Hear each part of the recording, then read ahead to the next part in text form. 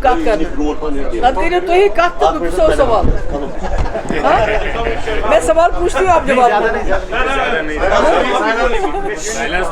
चलिए, कोई press conference नहीं पचो तो शाम सवाई वन तो मैं क्या कुछ तकलीफ छू थे क्या कल 370 की सुनवाई होगी। खामोश, एक ही सवाल पूछो। हाँ,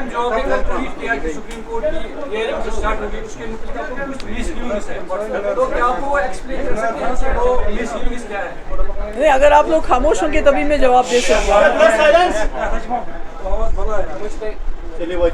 खामोश।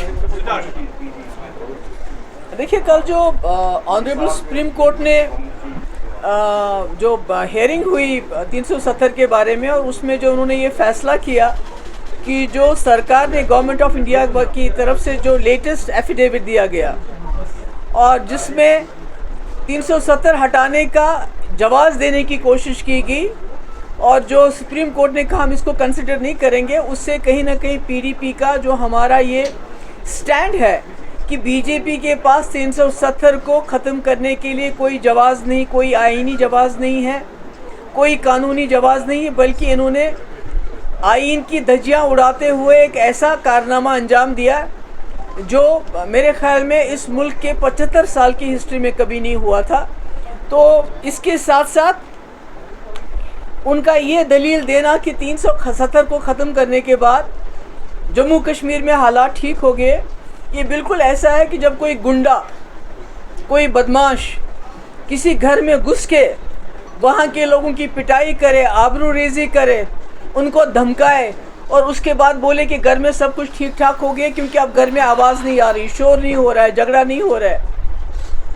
बिल्कुल वही हाल उन्होंने जम्मू कश्मीर का किया है।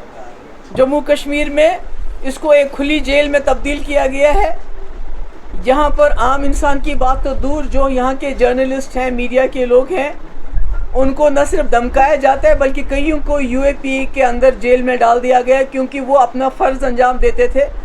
वो मरकज़ी सरकार को आईना दिखाते थे कि जम्मू कश्मीर के हालात क्या हैं। और हमारे इसके अलावा हमारे हज़ारों की तादाद में हमारे लोग जेलों में हैं, जिनमें नौजवानों की बहुत बड़ी तादाद के अलावा हमारे जो मजहबी रहनुमा हैं, जिनका मैं कई बार नाम ले चुकी हूँ, बार बार नाम लेने की ज़रूरत नहीं है, जिनको इस वक्त जम्मू के जेल में रखा गया है, जहाँ उनकी जो उनकी उम्र की वजह से और गर्मी की वजह से उनकी तबीयत भी ख़राब हो रही है।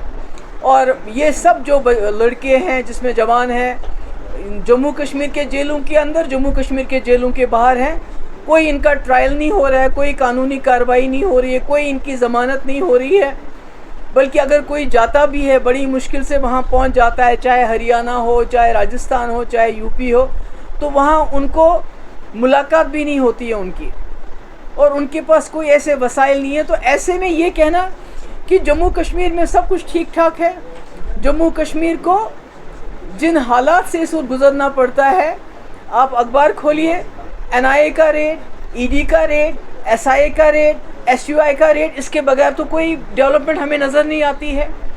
रोज़ छापे पड़ते हैं। तो इतना जुल्म जबर करने के बावजूद सुप्रीम कोर्ट को ये बावर कराने की कोशिश की गई कि 370 के बाद हमने यहाँ सब कुछ ठीक ठाक किया। और मुझे उम्मीद है कि जो हमारे जस्टिस चंद्रचूड़ साहब, चीफ जस्टिस चंद्रचूड़ साहब, और उनके साथ जो 200 जज लाए गए, वो भी इसी मकसद से लाए गए यहाँ, ताकि उनको ये दिखाया जाए कि जम्मू कश्मीर में जो कब्रिस्तान की खामोशी है, उनको ये बताया जाए यहाँ सब कुछ ठीक ठाक है। मगर मुझे उम्मीद है कि ये तमाम जज साहिबान बहुत ही दानिशमंद लोग होते हैं, ये लोगों की तकदीरों का फ़ैसला करते हैं। उन्होंने देखा होगा कि पर्दे के पीछे क्या है, जम्मू कश्मीर में असली हालात क्या हैं, किस तरह जो पिछले 4 साल में जब से हमारा केस सुप्रीम कोर्ट में है, उसकी परवाह न करते हुए किस तरह कई कानून लाए गए जिससे हमारी ज़मीनें, हमारी नौकरियां, हमारे वसाइल की लूट मची हुई है। हालांकि कानून ये कहता है कि जब भी कोई केस कोर्ट में हो तब तक उसको जिससे उस दफ़ा पे या उस केस पे असर पड़े, ऐसा कोई फैसला नहीं लेना चाहिए। मगर चूँकि बीजेपी ने कॉन्स्टिट्यूशन को, जुडिशरी को, हर एक चीज़ का जो है उसका मुखालफत करने का बेड़ा उठाया हुआ है, क्योंकि जब पार्लियामेंट में 2019 में कॉन्स्टिट्यूशन को बरतरफ करते, वो कॉन्स्टिट्यूशन जिसने जम्मू कश्मीर के लोगों को 370 अपने आइन के अंदर दिया हुआ है, उन्होंने सुप्रीम कोर्ट की भी उस वक्त धज्जियाँ उड़ा दी, क्योंकि सुप्रीम कोर्ट का अपना फैसला है, एक बार नहीं बल्कि कई बार उन्होंने फैसला किया है। संपत प्रकाश हो, प्रेमनाथ कौल हो, विजय लक्ष्मी झा हो, जहाँ पर सुप्रीम कोर्ट ने ये कहा कि जम्मू कश्मीर में 370 हटाने का सिर्फ एक तरीका, एक वाहिद तरीका है कि जो जम्मू कश्मीर की कॉन्स्टिट्यूएंट असेंबली है वो रिकमेंड करनी चाहिए प्रेसिडेंट ऑफ इंडिया को कि इसको ख़त्म कर दीजिए। ना तो जम्मू कश्मीर की कॉन्स्टिट्यूएंट असेंबली है, तो किसने रिकमेंड किया, कैसे इन्होंने किया। तो मेरा कहने का मकसद है कि मुझे उम्मीद है कि ऑनरेबल सुप्रीम कोर्ट जब कि हालांकि कुछ खदशात भी हैं, किसी ने मुझसे सवाल पूछा कि पिछले 4 साल से केस की सुनवाई बिल्कुल नहीं हुई, जबकि बड़े ऐसे केसेस सुने गए जिनकी शायद इतनी इमरजेंसी नहीं थी।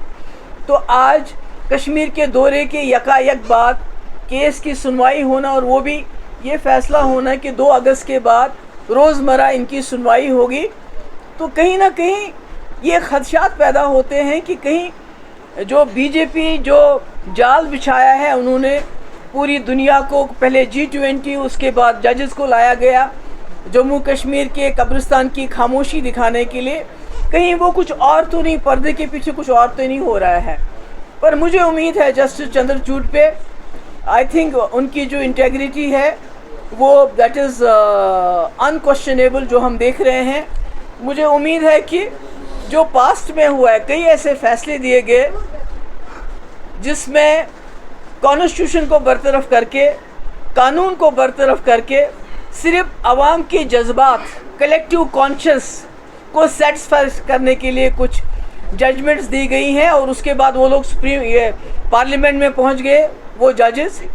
तो मुझे उम्मीद है कि जस्टिस चंद्रचूड़ जो है वो आवाम के जज्बात की अगर कदर कर रही है तो फिर जम्मू कश्मीर के लोगों के जज्बात की कदर करना पहला उनका फ़र्ज़ बनता है, क्योंकि 370 हमारी शनाख्त की, हमारी ज़मीनों की, हमारे रहन सहन की गारंटी था। मगर मैं सोचती हूँ कि मेरा ये मानना है कि जो भी जुडिशरी होती है उनको कॉन्स्टिट्यूशन और कानून की पासदारी करनी है।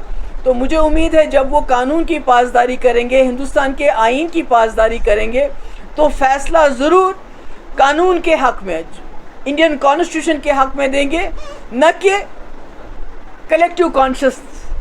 और जो हमने पहले देखा है, मैं उन जजमेंट्स का नाम नहीं लेना चाहती हूँ जहाँ ये कहा गया चूँकि सबूत नहीं थे, कोई कानून नहीं था, मगर ये कहा गया क्योंकि लोगों की कलेक्टिव कॉन्शियसनेस को सेटिस्फाई करना है इसलिए हम ये फ़ैसला देते। मुझे उम्मीद है इस बार ऐसा कुछ नहीं होगा, बल्कि जो फ़ैसला होगा वो हिंदुस्तान के, और हम जम्मू कश्मीर के लोग कुछ नहीं चाहते हैं। हम चाहते हैं कि हिंदुस्तान के आइन के मुताबिक, जिस आइन ने हमें 370 दिया था, हमें गारंटी दी थी एक मुस्लिम मेजॉरिटी स्टेट होते हुए कि आपकी जो शनाख्त है, चाहे वो डोगरा है, चाहे कश्मीरी है, चाहे लद्दाख का बुद्धिस्ट है, उसकी शनाख्त को बचाने के लिए हम आपको कुछ सेफ गार्ड्स दे रहे हैं, कुछ गारंटीज़ दे रहे हैं। तो जिस तरह बीजेपी ने उन गारंटीज़ को हटा दिया, कॉन्स्टिट्यूशन को सबवर्ट किया, मुझे उम्मीद है कि जो इस वक्त जो हमारी कॉन्स्टिट्यूशन बेंच जो हमारे केस को सुनने जा रहा है वो कॉन्स्टिट्यूशन के साथ इंसाफ करेंगे। Thank you so much.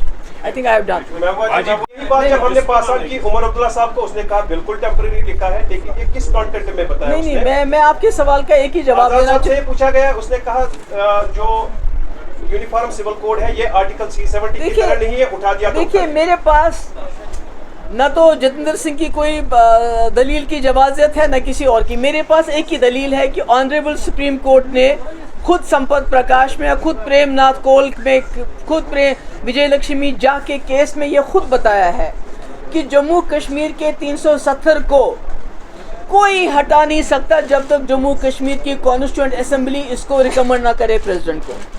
तो टेम्परेरी होने का सवाल ही पैदा नहीं होता है। खुद ही इसकी जो इफादियत है वो स्पेशल हो जाती है। And it can not be, it will not be, it should not be remove. ये मेरे अल्फाज नहीं है, ये उस वक्त सुप्रीम कोर्ट ने डिसीजन दिया है कि इसको जम्मू कश्मीर की कॉन्स्टिट्यूंट असम्बली के अलावा कोई भी रिकमेंड नहीं कर सकता। अगर आप कहते हैं कि सत्यपाल मलिक जम्मू कश्मीर की कॉन्स्टिट्यूंट असम्बली को रिप्लेस करता है तो वो हमारी गलती है, अगर हम ऐसा मानते हैं तो। बाकी जहाँ तक जतिंदर सिंह जी का सवाल है, दूसरों का सवाल है, उनकी जवाजियत आपने देखा सुप्रीम कोर्ट में क्या थी कि 370 के बाद पथराव बंद हो गया। अगर पथराव बंद हो गए तो हमारे हज़ारों नौजवान क्यों हैं जेलों में, हमारे रिलीजियस लीडर क्यों हैं जेलों में, रोज़ हमारे यहाँ छापे क्यों पड़ते हैं, मॉनिटरिंग क्यों होती है, आपने इजराइल का पॉलिसी यहाँ क्यों अपनाई है, आप क्यों कहते हैं कि हम 5 मरला ज़मीन 2 लाख लोगों को देंगे जबकि कुल 19,047 लोग यहाँ बेघर हैं। किन को दे रहे हैं आप ज़मीन? आप वोटर लिस्ट में 25 लाख लोगों को क्यों ऐड करते हैं? अगर आप इतने सेटिस्फाइड हैं जम्मू कश्मीर की सिचुएशन को लेके तो फिर ये चोर दरवाज़ों से एंट्री क्यों? तो मेरा ख्याल है कि हम ऑनरेबल सुप्रीम कोर्ट पे छोड़ते हैं कि वो क्या इस मुल्क की कॉन्स्टिट्यूशन की पासदारी करेंगे या खुदा ना खास्ता कुछ आई डोंट नो। ब्रिजभूषण के खिलाफ दिल्ली पुलिस अभी तो आज का मसला ये है।